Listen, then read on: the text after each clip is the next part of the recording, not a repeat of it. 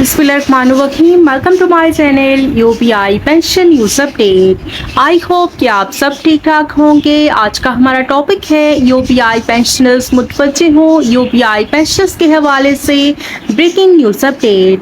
Topic के जाने बढ़ने से पहले आपसे रिक्वेस्ट करते हैं कि अगर आप चैनल पर नए हैं तो चैनल को सब्सक्राइब कर लें ताकि सरकारी मुलाजमीन और पेंशनर्स के हवाले से आने वाली हर न्यूज़ अपडेट से आपको बाखबर रखा जा सके। तो बढ़ते हैं आज के टॉपिक के जानिब। यूपीआई के रोशन चिराग अब्दुल मजीद साहब, साबिक deputy director general finance and accounts department, head office Karachi, CFA America, UPI के एक बासलाहियत, बेबाक और असूल परस्त आला अफसर। अब्दुल मजीद साहब ने 24 जनवरी 1986 में यूपीआई में डायरेक्टर फाइनेंस की हैसियत से शमूलियत इख्तियार की थी और आप एक सेल्फ मेड और इंतहाई काबिल और मेहनती शख्सियत के मालिक हैं। आपने मैट्रिक की तालीम के बाद अपनी अमली ज़िंदगी का आगाज़ कर दिया और इसी दौरान मुख्तलिफ इदारों में छोटी मोटी मुलाजमतों के साथ आला तालीम के हसूल का सिलसिला भी जारी रखा और इसी दौरान आपने सख्त मेहनत और लगन की बदौलत कराची बोर्ड से इंटरमीडिएट के इम्तहान में फर्स्ट क्लास फर्स्ट पोजीशन हासिल की और इसी तरह से जामिया कराची से ग्रेजुएशन के इम्तहान में भी फर्स्ट क्लास पोजीशन हासिल की थी। बाद अज़ां आपने फाइनेंस एंड अकाउंट्स के आला पेशा वराना तालीम चार्टर्ड अकाउंट CA के इम्तहानात में नुमायां तौर पर पास किए और इसके साथ साथ आप फाइनेंस एंड अकाउंट्स के शोबे में आला तालीम याफ्ता और तजर्बेकार आला सलाहियतों के मालिक हैं।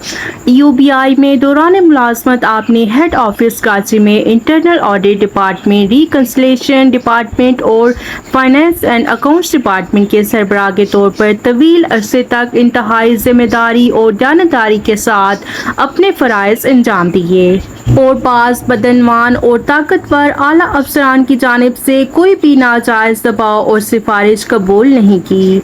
यूपीआई की फलाह बहबूद हमेशा आपका मसला नज़र रही है और आपकी जद्दोजहद मुसलसल के नतीजे में यूपीआई के पास मालियाती वसाइल में इजाफा, माली अखराजात की सख्त जांच पड़ताल और कड़ी निगरानी और यूपीआई के मालियाती निज़ाम की तरक्की में आपका बेहद अहम किरदार रहा है। और ये बात भी काबिल सताइश है कि आपने यूपीआई के एक इंतहाई बदनवान चेयरमैन ज़फ़र इकबाल गोंदल के स्याह दौर में भी उनके मुख्तलिफ गैर कानूनी इक़दामात के खिलाफ हक गोई का मुजाहरा करते रहे और हमेशा अपने असूल पर कायम रहे। ज़फ़र गोंदल की जानिब से डाले गए हर किस्म के दबाव का आपने डट कर मुकाबला किया।